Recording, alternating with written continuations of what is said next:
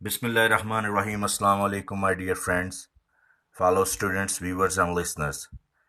You are watching Sir Usman's YouTube channel where you can have your best command on English grammar. Kindly do subscribe this channel to get more updates from further videos, and please do not forget to press bell icon button. Today we are talking about future perfect tense, its definition, identification, exercises, examples, verbs correction, and sentence structures. Do subscribe this channel and please keep sharing it with your friends and family members. So let's start with future perfect tense. The future perfect tense is a verb form or construction used to describe an event that is expected and planned to happen before a time of reference in future. The example is, I will have finished my work by tomorrow. So this is an example and definition of future perfect tense. If you want to have good command, you can learn this definition. अब हम future perfect tense को उर्दू में discuss करते हैं। इसको fail मुस्तकबिल मुकम्मल कहते हैं। ऐसे काम जो आने वाले ज़माने यानी मुस्तकबिल में शुरू होकर मुस्तकबिल में ही मुकम्मल होंगे। मिसाल, वो अगले माह तक इम्तिहान दे चुके होंगे। ऐसे काम जो आने वाले यानी मुस्तकबिल में शुरू हों और मुस्तकबिल में ही मुकम्मल हों, उन्हें हम फेल मुस्तकबिल मुकम्मल कहते हैं, यानी मुस्तकबिल में मुकम्मल होने वाले काम। उर्दू में इसकी पहली पहचान है, अगर उर्दू जुमले के आखिर में चुका होगा, चुकी होगी, चुके होंगे वगैरह के अल्फाज आएं। मिसाल, अली अपना काम मुकम्मल कर चुका होगा, क्या तुम खाना खा चुके होगे।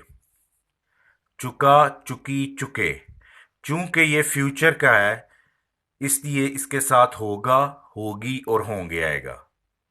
प्रेजेंट वाला चुका, चुकी, चुके, चूंकि वो प्रेजेंट मौजूदा ज़माने का था इसलिए उसके साथ है और हैं। पास्ट वाले में था, थी, थे और इसमें होगा, होगी, होंगे आएगा। दूसरी पहचान उर्दू की, ऐसे जुमलों के दरमियान में ने यानी नून बढ़िए ने का लफ्ज़ आए और जुमले के आखिर में अलिफ होगा, छोटी होगी, बड़िए होंगे के अल्फाज आए। मिसाल, उसने इम्तिहान की तैयारी कर ली होगी, माली ने पौधों को पानी दिया होगा। ऊपर वाली मिसाल में ने के बाद आखिर में छोटी होगी आया और दूसरे में ने के बाद आखिर में अलिफ होगा आया। तो ये इसकी दूसरी पहचान है। पहचान याद करना किसी भी टेंस को समझने के लिए बहुत ज़रूरी है। उर्दू में इसकी तीसरी पहचान ये है कि ऐसे उर्दू जुमले के दो हिस्से होते हैं, यानी ऐसे जुमलों में दो फेल रूनमा होते हैं, यानी दो काम होते हैं। ऐसे उर्दू जुमलों में पहले ख़त्म होने वाले काम को या फेल को प्रिंसिपल क्लॉज कहते हैं और इनका तर्जुमा फ्यूचर परफेक्ट टेंस में करते हैं और पहले करते हैं। यानी प्रिंसिपल क्लॉज, जिसको हम मेन क्लॉज भी कहते हैं, उसका तर्जुमा पहले और फ्यूचर परफेक्ट टेंस में करेंगे। ये इसकी तीसरी पहचान है। और दूसरा हिस्सा, ऐसे उर्दू जुमलों में बाद में ख़त्म होने वाले कामों को सबऑर्डिनेट क्लॉज यानी मातहत क्लॉज कहते हैं।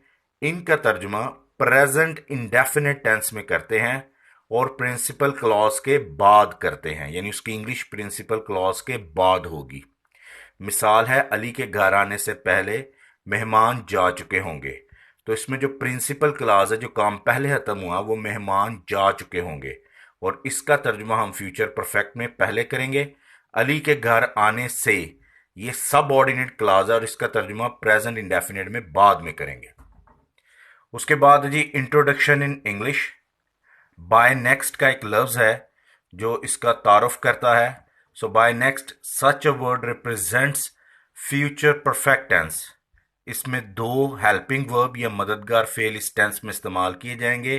एक विल हैव है और दूसरा शैल हैव है। हैज का इस्तेमाल इसमें नहीं होता, विल हैव का इस्तेमाल होगा या शैल हैव का इस्तेमाल होगा। पॉजिटिव सेंटेंसेस, दो सब्जेक्ट आई और वी, इनके साथ शैल हैव का इस्तेमाल होगा हेल्पिंग वर्ब के तौर पे, और थर्ड फॉर्म ऑफ वर्ब लगेगी क्योंकि ये काम परफेक्ट यानी मुकम्मल हो गए हैं इसलिए। और इनको पास्ट पार्टिसिपल फॉर्म भी कहते हैं थर्ड फॉर्म को, और उसके साथ ऑब्जेक्ट लगाया जाएगा। इसकी मिसाल ये है, I shall have arrived back home tomorrow. मैं कल घर पहुंच चुका हूंगा। We shall have protected our tradition and custom. हम अपने रस्म रवाज की हिफाजत कर चुके होंगे या हमने अपने रस्म रवाज की हिफाजत कर ली होगी। पॉजिटिव सेंटेंसेस की दूसरी कैटेगरी, जिसमें subject he, she, it, they, you, any singular और प्लूरल नेमिंग नाउन, उसके साथ हेल्पिंग वर्ब विल हैव लगेगा, साथ थर्ड फॉर्म ऑफ वर्ब लगेगी जिसको हम पास्ट पार्टिसिपल फॉर्म कहते हैं, और ऑब्जेक्ट लगेगा। वो नहा चुके होंगे, they will have taken a bath. तुम झूठ बोल चुके होगे, you will have told a lie. तो टेंस को समझने के लिए ये सेंटेंस स्ट्रक्चर है उसको याद रखना जरूरी है, क्योंकि जब हम उर्दू से इंग्लिश बनाएं तो हमारे जहन में सेंटेंस स्ट्रक्चर हो तो हम आसानी से उसके मुताबिक इंग्लिश लिख सकते हैं या बना सकते हैं। नेगेटिव सेंटेंसेस, ऐसे जुमलों में नहीं का लफ्ज आता है, तो इसमें विल और शैल के बाद नॉट लगेगा और फिर हैव का इस्तेमाल होगा। सब्जेक्ट अगर I, we, they, you, he, she, it, ये इकट्ठे सब्जेक्ट लिख दिए गए हैं इसमें।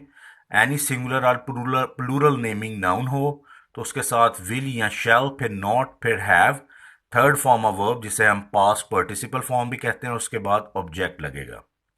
ये नेगेटिव सेंटेंस का सेंटेंस स्ट्रक्चर है, यानी फार्मूला है या सिंटैक्स है। Learn it and remember it. Negative sentences की example, we shall not have taken hot tea. हम गर्म चाय नहीं पी चुके होंगे। She will not have taught us a lesson. उसने हमें सबक नहीं पढ़ाया होगा। The peon will not have rung the bell before Ali reaches school. Ali के स्कूल पहुंचने से पहले चपरासी ने घंटी नहीं बजाई होगी। ये प्रिंसिपल क्लाज इसमें the peon will not have rung the bell है क्योंकि ये काम पहले खत्म हुआ, और अली रीचेज स्कूल ये सब ऑर्डिनेट क्लास है, लिहाजा प्रिंसिपल क्लास की का तर्जुमा हम फ्यूचर परफेक्ट में करेंगे और सब ऑर्डिनेट का प्रेजेंट इंडेफिनिट में करेंगे।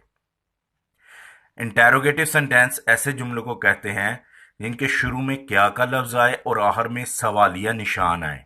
इसमें विल या शैल हेल्पिंग वर्ब के तौर पर सब्जेक्ट से पहले लिखे जाएंगे, I, we, they, you, he, she, any singular और प्लूरल नेमिंग नाउन। उसके बाद हैव का इस्तेमाल होगा, फिर थर्ड फॉर्म ऑफ वर्ब को हम पास्ट पार्टिसिपल फॉर्म भी कहते हैं, और उसके बाद ऑब्जेक्ट और क्वेश्चन मार्क लगाया जाएगा।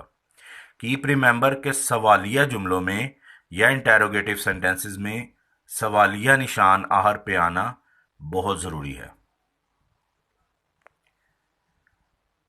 इंटेरोगेटिव सेंटेंसेस की एग्जांपल्स हैं, shall we have said our lessons. क्या हम अपने असबाक सुना चुके होंगे। Will Ahmad have made a noise. क्या अहमद ने शोर किया होगा। तो जब हम किसी भी टेंस की उर्दू लिखते हैं तो हमने उसी टेंस की पहचान के अंदर उस उर्दू को लिखना है। कीप रिमेंबर, किसी भी टेंस की उर्दू उस टेंस की पहचान के अंदर लिखी जाएगी। डबल इंटेरोगेटिव सेंटेंसेस ऐसे जुमलों को कहते हैं जिनमें कहाँ, क्यों, कब, कैसे वगैरह के अल्फाज आए और आखिर में उनके सवालिया निशान आए। इसका फार्मूला डब्ल्यूज वर्ड यानी वेयर, व्हेन, विच वगैरह, और उसके बाद विल या शैल, फिर subject I, we, they, you, he, she, any singular और प्लूरल नेमिंग नाउन, उसके बाद हैव, फिर थर्ड फॉर्म ऑफ वर्ब यानी पास्ट पार्टिसिपल फॉर्म और ऑब्जेक्ट, देन क्वेश्चन मार्क। ये इसका फार्मूला या सिंटैक्स है। Learn it and remember it please.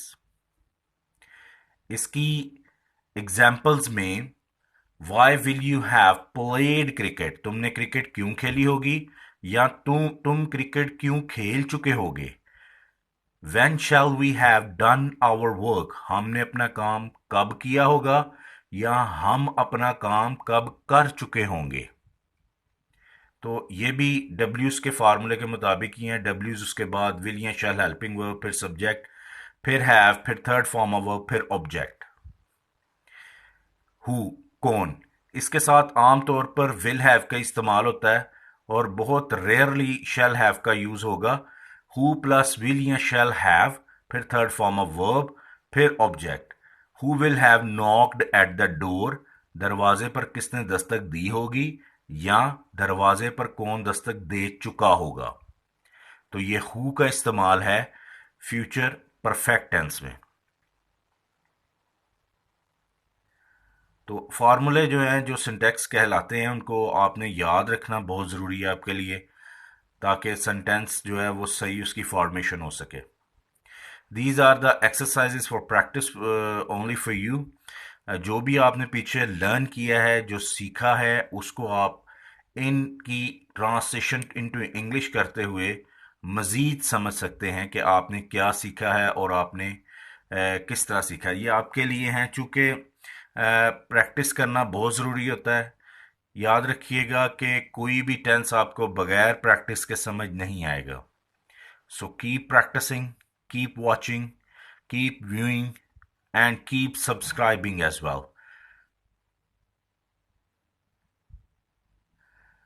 Correction of verbs. By next is the only word in this tense which tells you about the presence of this tense.